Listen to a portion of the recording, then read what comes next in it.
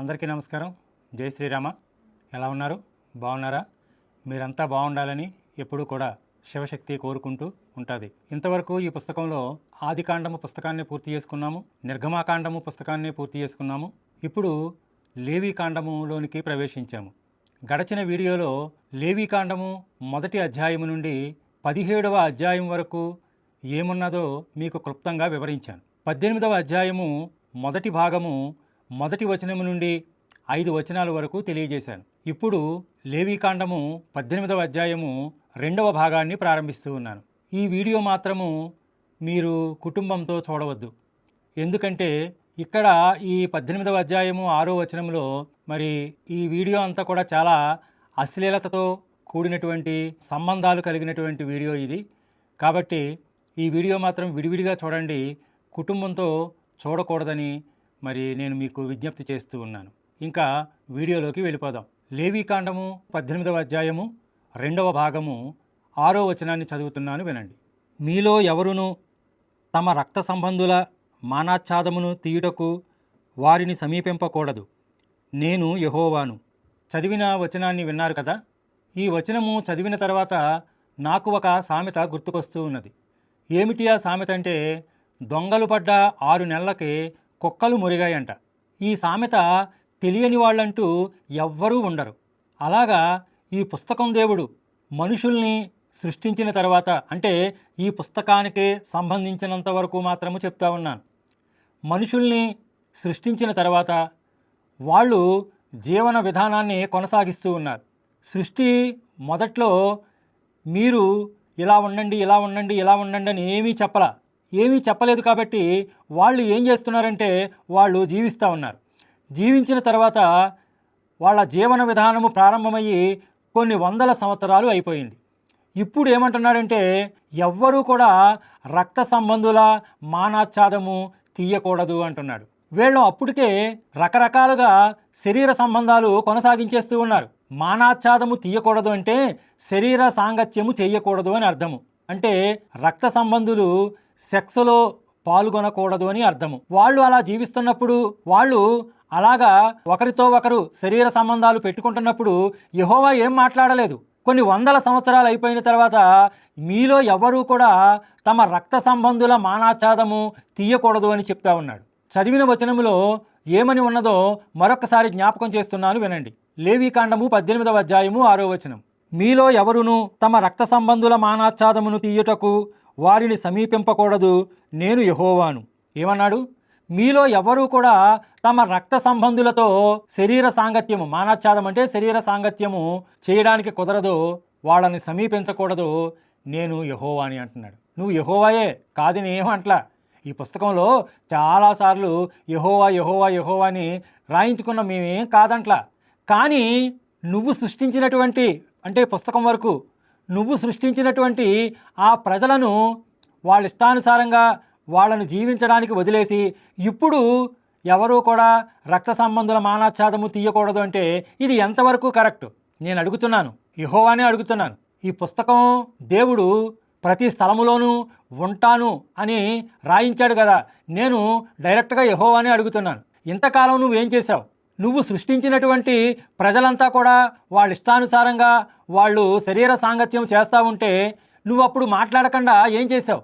ఇప్పుడు ఎవ్వరూ కూడా రక్త సంబంధులతో శరీర సాంగత్యము కొనసాగించకూడదని చెప్తున్నావు. మరి జరిగిపోయినటువంటి కాలమంతా, జరిగిపోయినటువంటి మనుషులంతా, ఈ పుస్తకాన్ని ఫాలో అవుతున్నటువంటి విశ్వాసులకు, ఈ పుస్తకాన్ని బోధిస్తున్నటువంటి పాస్టర్లకు నేను అడుగుతా ఉన్నాను, మీరు ఈ పుస్తకం గురించి బోధిస్తూ ఉన్నారు కదా, మీ యెహోవా ఏం మాట్లాడో మీ యెహోవా తరపున మీరన్నా మాట్లాడండి. చాలా సంవత్సరాలు అయిపోయింది కదా, ఇప్పుడు జ్ఞాపకం వచ్చిందా యెహోవాకి? ఇది తప్పు అని ఇప్పుడు తెలిసిందా? రక్త సంబంధులతో శరీర సాంగత్యము కొనసాగించకూడదని ఇప్పుడు ఆలోచన కలిగిందా? అసలు యెహోవాకి మెదడుందా లేదా కాకులు ఎత్తుకుపోయాయా? లేకపోతే యెహోవా మెదడు మోకాల్లో ఉందా? లేకపోతే మెదడు అరికాల్లోకి జారిపోయిందా? ఇప్పుడు మాట్లాడడం ఏంటి? కొన్ని వందల సంవత్సరాలు అయిపోయిన తర్వాత ఎవరూ కూడా రక్త సంబంధులతో మానాచ్ఛాదము తీయకూడదు, వారిని సమీపించకూడదు, వారితో శరీర సాంగత్యాన్ని కొనసాగించకూడదని ఇప్పుడు చెప్పడం ఏంటి? ఇప్పటి వరకు శరీర సాంగత్యాన్ని కొనసాగించినటువంటి వాళ్ళు రక్త సంబంధులు కాదా? యెహోవా చూడలేదా? యెహోవాకి తెలియలేదా? యెహోవాకి అర్థం కాలేదా? నేను తెలియజేస్తాను, వినండి. నాహోరు భార్య మిల్కా. ఈ మిల్కా ఎవరు? హారాను కూతురు. అబ్రహాము, నాహోరు, హారాను ముగ్గురు అన్నదమ్ములు. అబ్రహాము భార్య శారా, నాహోరు భార్య మిల్కా. హారాను కూతురు మిల్కా నాహోరు చేసుకున్నాడు. మరి ఈ నాహోరు హారాను ఎవరు? అన్నదమ్ములు. హారాను కూతురు నాహోరుకేమవుతుంది? కూతురు అవుతుంది కదా. వాళ్ళిద్దరూ అన్నదమ్ములు కదా. అబ్రహాము, నాహోరు, హారాను ముగ్గురు అన్నదమ్ములు కదా. నాహోరు, హారాను కూడా అన్నదమ్ములు కదా. హారాను కూతురు నాహోరుకేమవుతుంది? కూతురు అవుతుంది కదా. మరి కూతురుతో శరీర సంబంధం పెట్టుకున్నాడు కదా. తెలియలేదా యెహోవాకే? అప్పుడు ఆలోచించలేదా యెహోవా? ఇలాగా శరీర సాంగత్యాలు కలిసి ఉండకూడదు, రక్త సంబంధులతో కలిసి ఉండకూడదు అనేటటువంటి ఆలోచన అప్పుడు రాలేదా యెహోవాకే? ఇప్పుడు లేవీకాండం అనే పుస్తకంలో చెప్తా ఉన్నాడు వీళ్ళకి. ఇది ఎంతవరకు కరెక్టో ఆలోచించండి. ఇంకొక రక్త సంబంధం గురించి చెప్తాను, వినండి. ఇస్సాకు భార్య రెబకా. రెబకా ఎవరు? బెతూయేలు కూతురు. బెతూయేలు ఎవరు? నాహోరు కొడుకు. నాహోరు, అబ్రహాము అన్నదమ్ముళ్ళు. అబ్రహాము కొడుకు ఇస్సాకు, నాహోరు కొడుకు బెతూయేలు. వీళ్ళిద్దరూ కూడా అన్నదమ్ములు అవుతారు. అన్నదమ్ముల పిల్లలు అన్నదమ్ములు అవుతారు. బెతూయేలు కూతురు రెబకా. ఈ బెతూయేలు కూతుర్ని ఇస్సాకు చేసుకున్నాడు. ఇస్సాకు శరీర సాంగత్యము కొనసాగించాడు. మరి ఇది ఎంతవరకు కరెక్ట్? ఇది అప్పుడు జ్ఞాపకం రాలేదా యెహోవాకే? అప్పుడు ఆలోచన కలగలేదా యెహోవాకే? సొంతంగా వాడు అన్నవుతాడో తమ్ముడవుతాడో, బెతూయేలు పెద్దోడో చిన్నోడో ఇస్సాకు కంటే. మరి వాడు కూతుర్ని వీడు చేసుకున్నాడు. ఇది రక్త సంబంధం కాదా? మీలో ఎవరు రక్త సంబంధుల మానాచ్ఛాదమును తీయకూడదు, వారిని సమీపించకూడదు అని ఖచ్చితంగా రాయించాడు కదా ఇక్కడ. లేవీకాండము 18వ అధ్యాయము 6వ వచనములో ఇవన్నీ రక్త సంబంధాలు కావా? హారాను కూతుర్నేమో నాహోరు చేసుకున్నాడు, బెతూయేలు కూతుర్నేమో ఇస్సాకు చేసుకున్నాడు. వీళ్ళంతా మరి కూతుళ్ళు వరసే కదా. ఇదంతా రక్త సంబంధమే కదా. అప్పుడు ఆలోచన రాలేదు కదా యెహోవాకే? అసలు యెహోవాకి మతి ఉండి మాట్లాడుతున్నాడా, మతి లేకుండా మాట్లాడుతున్నాడా? మళ్ళీ ఏమని రాయించాడు ఈ పుస్తకంలో? మీలో ఎవరికైనా జ్ఞానము కొదువుగా ఉంటే నన్ను అడగండి, నేను వాళ్ళకి ధారాళముగా దయచేస్తాను అన్నాడు. అసలు ఇతనికే లేదు జ్ఞానం. ఒక చోట ఒకలా మాట్లాడతాడు, ఒక చోట ఒకలా మాట్లాడతాడు, మరొక చోట మరోలా మాట్లాడతాడు. ఈ పుస్తకానికి సంబంధించినంత వరకు ప్రజలను తాను సృష్టించానని చెప్పుకునేటటువంటి ఈ పుస్తకం దేవుడు ఇన్ని వందల సంవత్సరాలు అయిపోయిన తర్వాత ఇప్పుడు మీలో ఎవరునూ రక్త సంబంధుల మానాచ్ఛాదమును తీయకూడదు, వారిని సమీపించకూడదు అంటున్నాడు. ఇప్పుడు జ్ఞాపకం వచ్చింది. ఎంత జ్ఞానవంతుడో ఆలోచించండి మిత్రులారా. అర్థమవుతుందా మీకు? అందుకే ఈ పుస్తకంలో ఉన్న ప్రతి సందర్భాన్ని కూడా మీకు తెలియజేస్తూ ఉన్నాం. ఎందుకంటే ఈ పుస్తకంలో ఏముందో మీరు తెలుసుకోవాలి, క్రైస్తవులు కూడా తెలుసుకోవాలి, పాస్టర్లు తెలుసుకోవాలి. ఇంకొక రక్త సంబంధం గురించి చెప్తాను. ఇది మీరు విని విని విని విసికెత్తిపోయినటువంటి సంఘటన అయినప్పటికీ కూడా మరొకసారి వినండి. ఎందుకంటే ఇందులో ఒక కొత్త విషయాన్ని చెప్తాను. లోతు కూతుళ్ళు వీళ్ళది రక్త సంబంధం కాదా? ఒకే తండ్రికి పుట్టినటువంటి ఇద్దరు కూతుళ్ళు కదా. ఈ తండ్రి కూతుళ్ళు దగ్గరవడానికి గల కారణం ఏంటి? యెహోవా చేసినటువంటి తప్పు. ఒక తప్పు చేశాడండి యెహోవా. ఏంటో తెలుసా ఆ తప్పు? సొదొమ గొమొర్రా పట్టణాలను కాల్చేస్తున్నాడు. వాళ్ళు అంటే లోతు కుటుంబం అన్నమాట. ఈ లోతు కుటుంబము చాలా కాలం నుండి ఆ పట్టణంలో నివాసం చేస్తూ ఉన్నారు. వారు ఇళ్ళు కట్టుకున్నారు, ఆస్తులు సంపాదించుకున్నారు, అక్కడ చాలా జీవిస్తూ ఉన్నారు. అయితే ఈ 2 పట్టణాలు యెహోవాకు మొరపెట్టాయంట. అందుకని ఆ 2 పట్టణాలను కాల్చేయడానికి మరి సిద్ధమయ్యి యెహోవా దేవదూతలను పంపించాడు. ఏం చెప్పాడు? వెనక్కి తిరిగి చూడొద్దు అన్నాడు. ఆడవాళ్ళకి కాస్తంత ఆశ ఉంటుంది ఏమండి. అయితే లోతు భార్య ఏం చేసింది? కొంచెం దూరం వెళ్ళిన తర్వాత వెనక్కి తిరిగి చూసింది. లోతు భార్య వెనక్కి తిరిగి చూస్తాదన్న సంగతి యెహోవాకి తెలియదా? మిత్రులారా ఆలోచించండి. లోతు భార్య తనకి దేని మీద అపేక్ష ఉందో, అయ్యో ఇంత చక్కగా కట్టుకున్న ఇల్లు, అయ్యో ఇక్కడ పొలాలు ఉన్నాయి, ఇక్కడ డబ్బు ఉంది, బంగారం ఉంది, ఆస్తిపాస్తులు అన్నీ ఉన్నాయి, వీటన్నిటినీ కూడా వదిలేసి వెళ్ళిపోవాలా అనేటటువంటి ఆలోచన స్త్రీలకు ఉంటుంది, పురుషులకు కూడా ఉంటుంది. పోనీ లోతును పక్కన పెడదాం.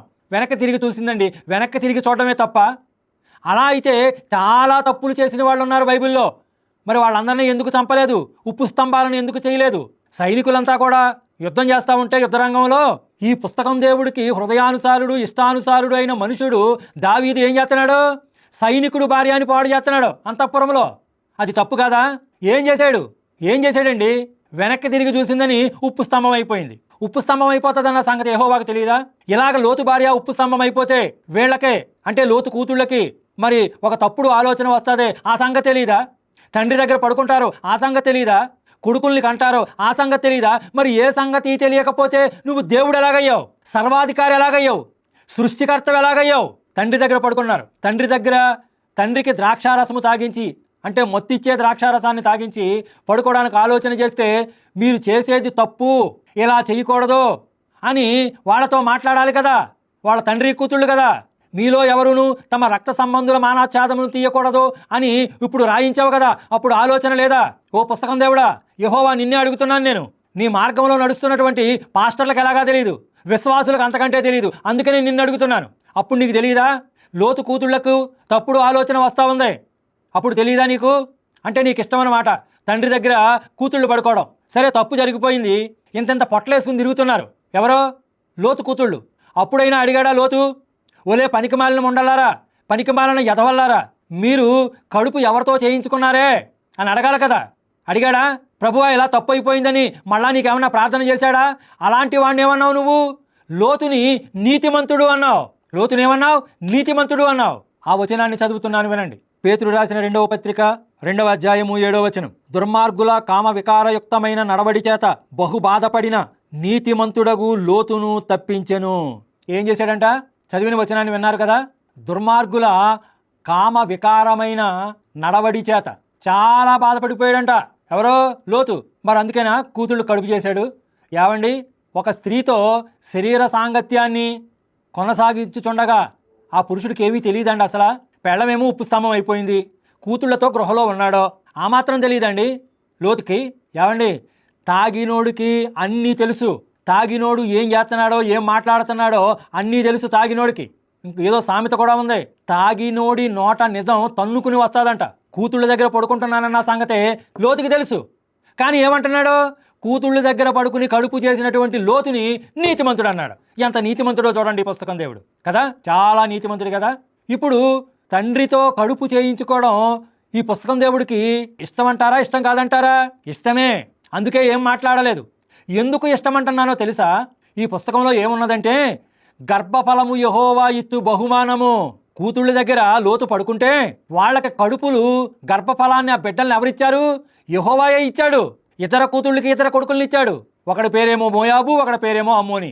ఈ విషయాలన్నీ కూడా మీకు ఆదికాండంలో చెప్పాను. మళ్ళా ఏం చేశాడు అనుకుంటున్నారు? లోతు దగ్గర పడుకున్నటువంటి కూతుళ్లకు వాళ్ళకి పుట్టినటువంటి కొడుకులను వాళ్ళని ఆశీర్వదించి వాళ్ళకే దేశాలు కట్టబెట్టాడండి. ఆ వచనాలు చదువుతున్నాను వినండి. ద్వితీయోపదేశకాండము 2వ అధ్యాయము 9, 10 వచనాలు. మనము తిరిగి మోయాబు అరణ్య మార్గమున ప్రయాణము చేయుచుండగా యెహోవా నాతో ఇట్లనెను, మోయాబీయులను బాధింపవద్దు, వారితో యుద్ధము చేయవద్దు. లోతు సంతానమునకు 6 దేశమును స్వాస్యముగా ఇచ్చి తిని, వారి భూమిలో ఏదియు మీకు స్వాస్యముగా ఇయ్యను. పూర్వకాలమున ఎమీయులను వారు 6 దేశములో నివసించిరి. ఎవరంట? ఈ 6 అనేటటువంటి దేశములో నివసించే వాళ్ళు ఎమీయుల అనువారు ఆ దేశంలో ఉన్నారంట. ఆ దేశంలో వాళ్ళ నివాసం చేస్తూ ఉంటే, ఆ దేశంలో వాళ్ళు దేశాన్ని పరిపాలించుకుంటూ ఉంటే వాళ్ళని అక్కడి నుంచి తన్ని తగిలేసి ఎవరికిచ్చారు? లోతుకి, లోతు పెద్ద కూతురికి పుట్టినటువంటి మోయాబుకి ఇచ్చాడు. చూసారా? వాళ్ళని ఏమైనా శిక్షించాడా? ఇది అక్రమ సంతానం, తప్పుడు సంతానం అని. గర్భఫలం ఇచ్చింది ఆయనే కదా. ఇంకా 2వ కూతురికి పుట్టినవాడు అంటే లోతు 2వ కూతురికి పుట్టినటువంటి వాడు ఎవరో? అమ్మోని. వాడికి కూడా ఒక దేశాన్ని కట్టబెట్టాడు. ఆ వచనాన్ని చదువుతున్నాను వినండి. ద్వితీయోపదేశకాండము 2వ అధ్యాయము 17వ వచనం. నేడు నీవు మోయాబునకు సరిహద్దుగానున్న 6 దేశము దాటబోవుచున్నావు. 18, 19 వచనాలు కలిసి ఉన్నాయి, చదువుతున్నాను వినండి. అమ్మోనీయుల మార్గమున వెళ్ళినప్పుడు వారిని బాధింపవద్దు, వారితో యుద్ధము చేయవద్దు. ఏలయనగా లోతు సంతానమునకు దానిని స్వాస్యముగా ఇచ్చినందున అమ్మోనీయుల దేశములో నీకు స్వాస్యమియ్యను. 20వ వచనం. అదియు రెఫాయీయుల దేశమని ఎంతబడుతున్నది. పూర్వమందు రెఫాయీయులు అందులో నివసించిరి, అమ్మోనీయులు వారిని జంజుమ్మీయులందురు. 21వ వచనం. వారు అనాకీయుల వలె ఉన్నతదేహులు, బలవంతులైన బహుజనులు. అయితే యెహోవా అమ్మోనీయుల ఎదుట నుండి వారిని వెళ్ళగొట్టెను గనుక అమ్మోనీయులు వారి దేశమును స్వాధీనపరుచుకొని వారి చోట నివసించిరి. ఎవరిని వెళ్ళగొట్టేశాడండి? రెఫాయీయులను వెళ్ళగొట్టేసి ఆ దేశాన్ని ఎవరికిచ్చాడు? లోతు చిన్న కూతురికి పుట్టినటువంటి అమ్మోనీయులకి ఇచ్చాడు. ఎంత బాగుందో కదా. కూతుళ్లతో శరీర సంబంధాలు పెట్టుకున్నారు. వాళ్లను దీవించి ఆశీర్వదించి దేశాలను కట్టబెట్టాడు. ఇస్సాకు చేసుకున్నదే కూతుర్నే కదా, నాహోరు చేసుకున్నది కూడా కూతుర్నే కదా. ఇప్పుడు ఏమంటున్నాడు? మీలో రక్త సంబంధుల మానాచ్ఛాదమును తీయకూడదో, వారిని సమీపించకూడదు. మరి ఈ జరిగిపోయినటువంటి ఇవన్నీనో అవి తప్పుగా లేదా? అవి తప్పుగా లేదా యెహోవా నీకు? ఇప్పుడు జ్ఞాపకం వచ్చిందా? ఇప్పుడు ఆలోచన వచ్చిందా? కూతుళ్ళ దగ్గర పడుకోకూడదు, కూతుళ్ళని పెళ్లి చేసుకోకూడదు, కూతుళ్ళకి కడుపు చేయకూడదు, కూతుళ్ళ దగ్గరికి చేరకూడదని ఇప్పుడు జ్ఞాపకం వచ్చిందా? అందుకని లేవి పుస్తకంలో రాయించావా? ఆది కాండంలో వదిలేసావు, నిర్గమాకాండంలో వదిలేసావు. ఇప్పుడు లేవి కాండము 18వ అధ్యాయానికి వచ్చిన తర్వాత ఇప్పుడు రాయించడం మొదలెట్టావన్నమాట. అసలు బుర్ర ఉందా నీకు? బుర్ర ఉండే మాట్లాడుతున్నావా? అసలు మతి ఉండే మాట్లాడుతున్నావా అంటున్నాను నేను. నిన్నే అడుగుతున్నాను డైరెక్ట్గా. భూమికి ఆకాశానికి సృష్టికర్తనని చెప్పుకుని తిరుగుతున్నావు కదా ఆ పరలోకంలో. ఓ దేవదూతలు డబ్బా కొడుతున్నారు కదా నీకు, యెహోవా పరిశుద్ధుడు, యెహోవా నీతిమంతుడు, యెహోవా తోపు, యెహోవా తురుము అని. పాస్టర్లో క్రైస్తవులు ఏమంటారంటే, మా ఓడు చాలా నీతిమంతుడండి, మా ఓడు చాలా పరిశుద్ధుడండి. కూతుళ్ళ దగ్గర తొంగబెట్టడం నీతిమంతుడు, తండ్రి కూతుళ్ళతో పడుకుంటే వాళ్ళకే కొడుకులను ఇవ్వడం నీతిమంతుడు కదా. ఇదే కదా నీతి? ఏమంటే పాస్టర్లో, ఓ చర్చికి వెళ్ళేటటువంటి విశ్వాసులు, ఇదేనా నీతి? ఇది బాగుందా మీకు చెప్పండి. కూతుళ్ళకి తండ్రి కడుపు చేయడం బాగుందా? ఇస్సాకు కూతుర్ని పెళ్లి చేసుకున్నాడు, ఆడికి ఒక 2 కొడుకులు పుట్టారు, యాకోబు ఏశావు. యాకోబుకి పుట్టినటువంటి 12 మంది సంతానంలో 12 గోత్రాలు, అందులో ఒక గోత్రంలో నుంచి, యోధా గోత్రంలో నుంచి లోకరక్షకుడు, పాప విమోచకుడు, ఆయన రక్తంలో కడిగేటటువంటి యేసై మీకోసం వచ్చేసాడు. ఇది నీతి. మిత్రులారా ఆలోచించండి. నేను చెప్పేటటువంటివి బైబిల్లో ఉన్న విషయాలు మాత్రమే చెప్తున్నాను, నా సొంతంగా ఏమీ చెప్పడంలా. ఏమండి, అన్న తమ్ముడు, అక్క చెల్లి, తండ్రి కూతురు, ఇలాంటి వరసలు ఎవరికి ఉండవు చెప్పమంటారా? మీకు తెలుసు, చెప్పమంటారా? పశువులకి ఉండవు, పక్షులకి ఉండవు, జంతువులకి ఉండవు, మృగాలకి ఉండవు. ఇలాంటి వరసలు వాటికి ఉండవు. కానీ మనం మనుషులం, మనము మంచి చెడ్డ తెలిసినటువంటి వాళ్ళం, ఏది మంచో ఏది చెడో తెలిసినటువంటి వాళ్ళం. మనకి ఎవరితో శరీర సాంగత్యము పెట్టుకోవాలో మనకి తెలుసు. కానీ ఆ పశువులకి, పక్షులకి, జంతువులకి, మృగాలకి వాటికి తెలియదు. అవి రక్త సంబంధాలు చూసుకోవు, సెక్స్ చేసుకుంటాయి అంతే. ఈ పశువులు, పక్షులు, జంతువులు, మృగాలు సంబంధమేనండి విదేశీయుల యొక్క సంబంధం. అక్కడ అన్నీ కూడా కాంట్రాక్ట్ కదా. ఇప్పుడు మనకలాగా పెళ్లి చేసుకుని, పెళ్ళంటే 100 ఏళ్ల పంట 100 ఏళ్ళు జీవించాలని చచ్చేదాకా ఆ పెళ్లి చేసుకున్న ఓడితో జీవించడమే కదా మన యొక్క సంస్కృతి, మన సాంప్రదాయం అని. ఎక్కడో పనికిమాలిన ముండ ఎవరితో ఉంటుందే అది ఎవరితోటో పోతుంది, ఎక్కడో 100కో 1 కానీ 100కి 99 మంది పెళ్ళిళ్ళు చేసుకున్న వాళ్ళు ఏ భర్తనైతే పెళ్లి చేసుకున్నారో ఆ భర్తతోటే చనిపోయేదాకా జీవితాన్ని కొనసాగిస్తారు. అలాంటి వాళ్ళు మీ కుటుంబాలలో లేరండి? మీ తల్లిదండ్రులు కారండి? ఈ పశువులు, పక్షులు, జంతువుల యొక్క సంస్కృతి మంద కాదండి, ఇది ఎవరిదే? ఇది విదేశీయులదండి. అక్కడంతా కూడా కాంట్రాక్టే. 3 నెలల్లో 6 నెలల్లో నీతో ఉంటానని కాంట్రాక్ట్ చేసుకుంటుంది, వాడు కూడా చేసుకుంటాడు.